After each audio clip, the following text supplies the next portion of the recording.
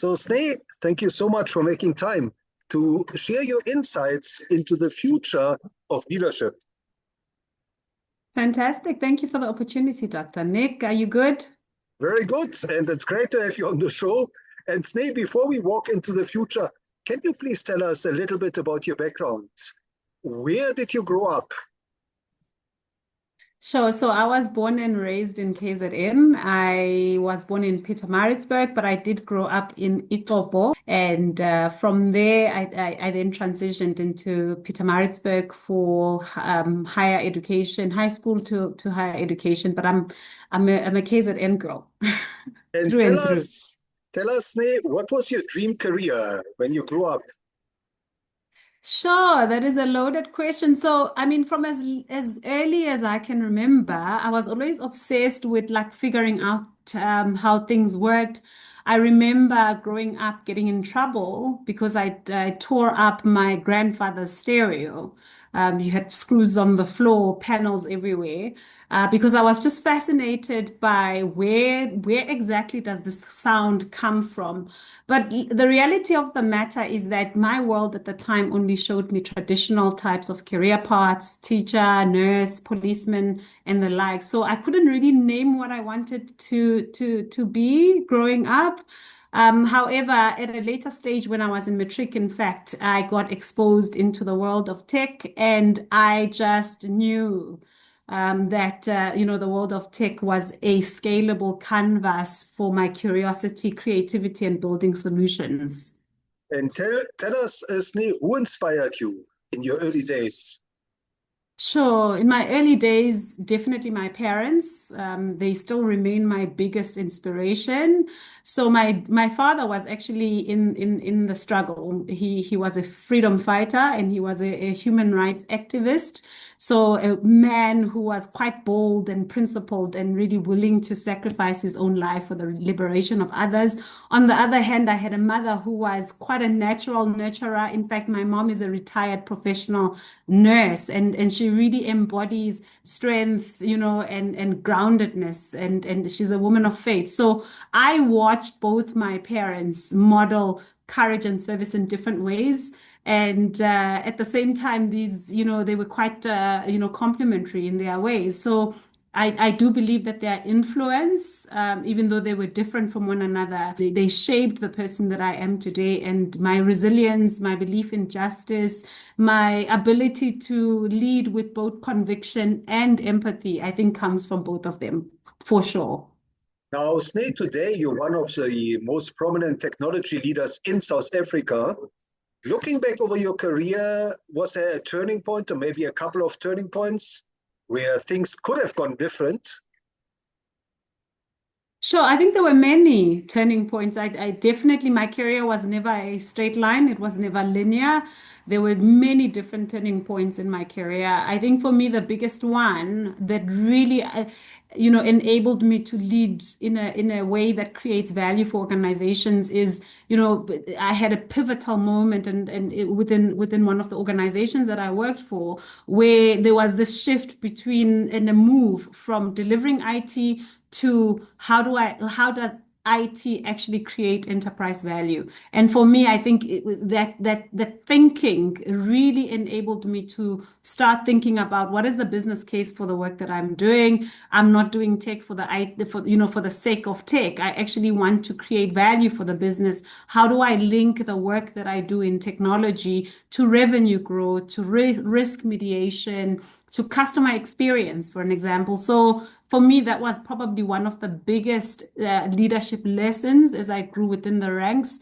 And I got to a point where, and I still do even today, where whenever we think about IT solutions, it's never just for tech, for the sake of tech, but it's always about creating value and where that value will be realized within the organization. Now, Sneh, can you tell us what is driving you? What is energizing you? What is motivating you every single day? Sure. Besides my kids, I definitely think it's my sense of purpose. And I mean, it shows up even in the mundane, right? It's not when things are perfect. I don't live in a perfect world, but I that's the type of lens that I carry into every relationship, into every decision, and in my delivery every day. For me, success is about making a lasting impact on people, on the organization, on systems, and on society. So, I believe that I can only achieve that where who the person who I am and what I believe and how I lead is in complete alignment with each other. And so with every single assignment, I'm very clear. My aim is to build something that outlives me. My aim is to ensure that the work that I do continues to serve others long after I'm gone from that organization. And so, yes, for me, definitely having a sense of purpose in everything that I do. Now, Sneh, looking into the future, and I know it's a big question, but what does the future of leadership mean to you? Sure. I'm going to go back to purpose. To me, I think, leadership is begins with your inner posture. In fact, one of my favorite leadership convictions is a quote, and I don't know, unfortunately, I don't know whose quote this is, but it says, if service is beneath you, leadership is beyond you. I think for me, leadership is deeply human. We must normalize taking off this perfect leader mask. And I think that creates psychological safety for our teams. It enables them to show up and in an environment where they feel seen and heard. Secondly, I think future fit leadership is service first. It's about building trust. It's about breaking silos and ensuring that at the back of our mind, it's always about customers, communities, and shareholder value or stakeholder value. And then lastly, I think, for me, leadership is better humans make better leaders. You have to be a person of character. And for me, character comes before capability, purpose comes before performance. And so we have to lead from a place of integrity, a place of conviction, and really ethical leadership. And that throughout the years, has always been critical, and I think it will remain critical for future leaders as well. And Sneh, what is it that we have to do more to develop future leaders and to encourage future leaders? Sure. I think for me personally, to be honest, mentorship and sponsorship has played quite a big part in my leadership journey.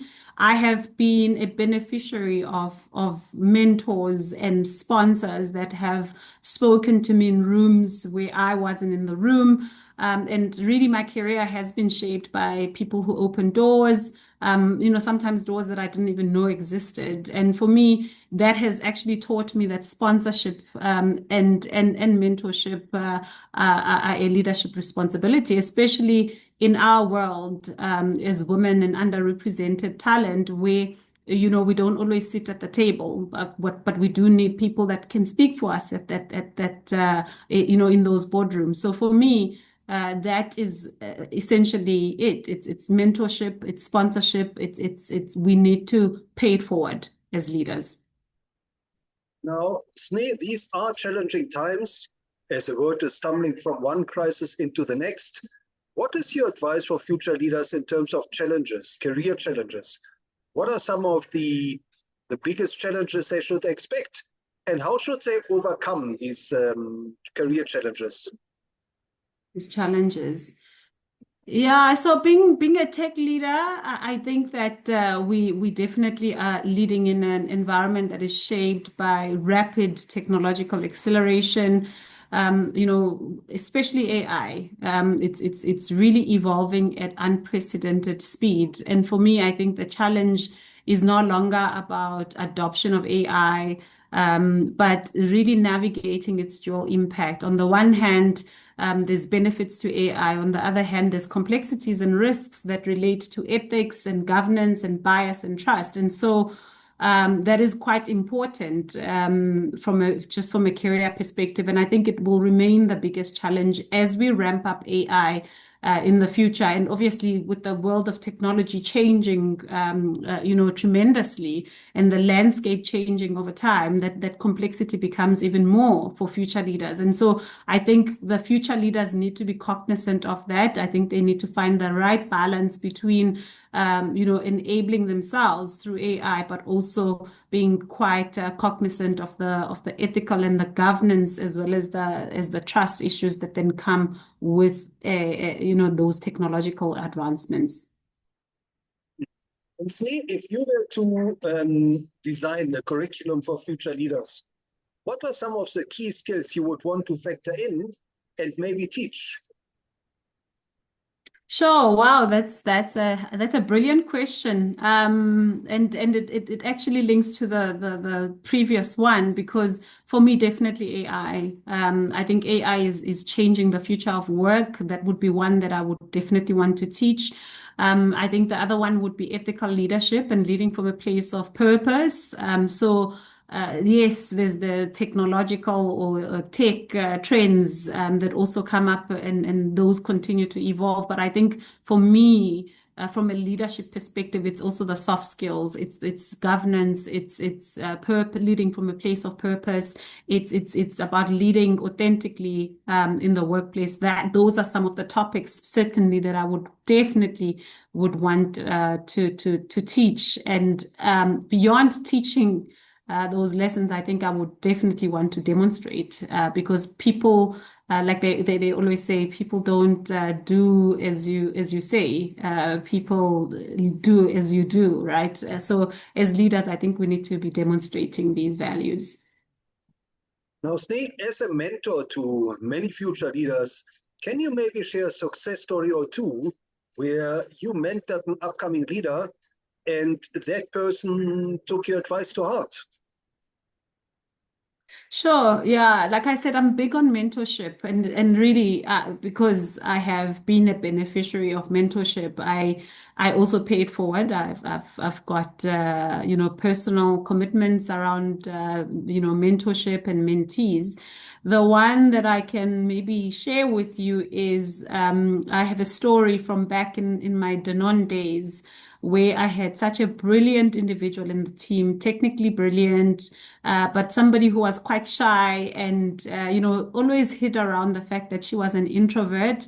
And I remember in one of the mentorship sessions that I had with this person, I actually shared with her that leadership is not a title. It's not about being in the position of power, but it's about being in a position of influence. And I demonstrated to her how her role was such an influential role within the organization, even if it didn't sit in the highest ranks within the organization that we were working for at the time.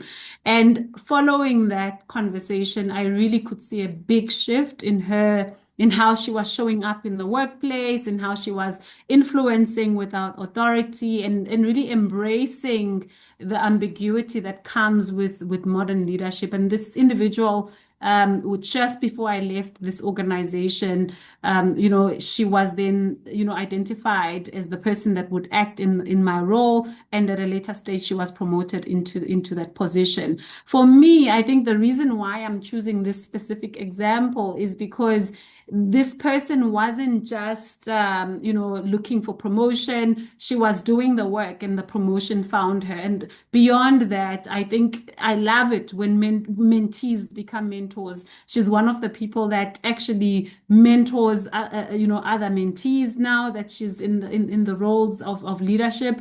And it's just such a sight to see, in terms of her growth. So that would be one of the examples that I think is a great one for the question.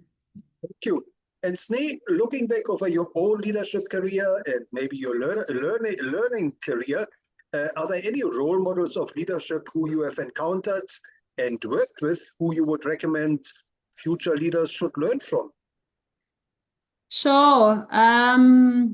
This is a bit of a difficult one. I think one, we need to dismantle the notion that leadership needs to come from somewhere in the world and like big people in society.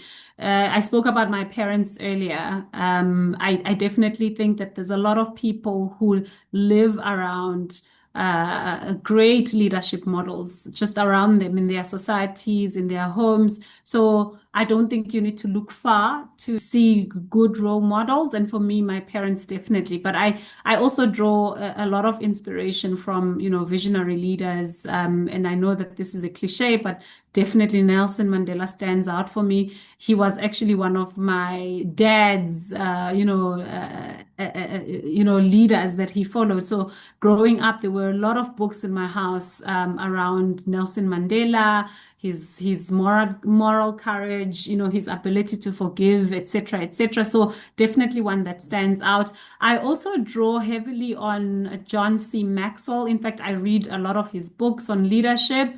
And again, he's been one that has influenced me, and his philosophy around leadership is influence has stayed with me, and I continue to draw inspiration from that. He also challenges me a lot.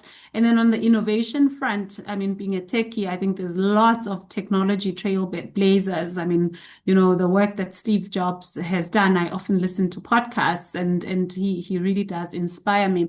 But if I look at some of the ethical, because I'm really big on ethical leadership, not just technical capability, but Ngozi is one that I follow, as well as Mr. Mteto Nyati. I try as much as possible to attend some of the sessions where he speaks, because he really does inspire me, both from just their integrity, their resilience, their ability to navigate, complex systems with such calm and authority that, it's quite inspiring. And I think they are a good demonstration, a good, powerful example of what ethical leadership looks like. And they are quite humble, which I enjoy. So those are some of the examples of the people that I do follow from a leadership perspective. Thank you. And Sneh, where can our listeners follow you, and how should they connect with you? So the best place would probably be on my LinkedIn page. I do, as much as I wish I had capacity to share more in that platform. I do share from time to time. I do share some of the insights. I engage in other industry events with CIO South Africa, for an example. I do tend to, volunteer for moderating some of the conversations around technology trends. People will find me attending CIO Day, IT Indaba, Executive Day. I also attend some of the IT Web events as well, and I love the format. It's quite engaging. So we really have deep dive conversations on topics like modern architecture, transformation. I'm also quite passionate about representation and inclusion. And so I also get involved in Wired for Women events, Women in Tech events, where I speak. So if any of your viewers want to follow me on LinkedIn. I will post about these events. I will share where I would be speaking. I also do like IT summits, innovation summits, and the likes, and some of the industry conferences, specific conferences. So yeah, that's where they can find me, but I post about it on LinkedIn. So last but not least, Sneh, what is your advice for the millions of learners out there who are about to finish school later this year, enter the workplace? What are some of the success principles that they should keep in mind? Learners. So if you are a learner and you are transitioning into the world of corporate, I think first of all, leadership begins with who you are. It's not about titles. It begins with who you are long before it shows up in what you do. And I think it informs how you do the things that you do. So very important for every single leader to build your inner world before you build your outer world. So earlier, I spoke about build your character. While you're building your capability, build the inner person, your inner posture, and the character that you would want to show up displaying. Lead from a sense of purpose before performance. And, at the end of it, it's about the spirit of Ubuntu. It's humanity. It is quite important to ensure that whatever leadership role you get in the future, lead from a place of being human first. that would be my advice to them. Well, Sneh, thank you so much for sharing your insights into the future of leadership and showing us a way on how to build a better world through technology and humanity. Absolutely. Thank you for the opportunity, Dr. Nick. Really appreciate it.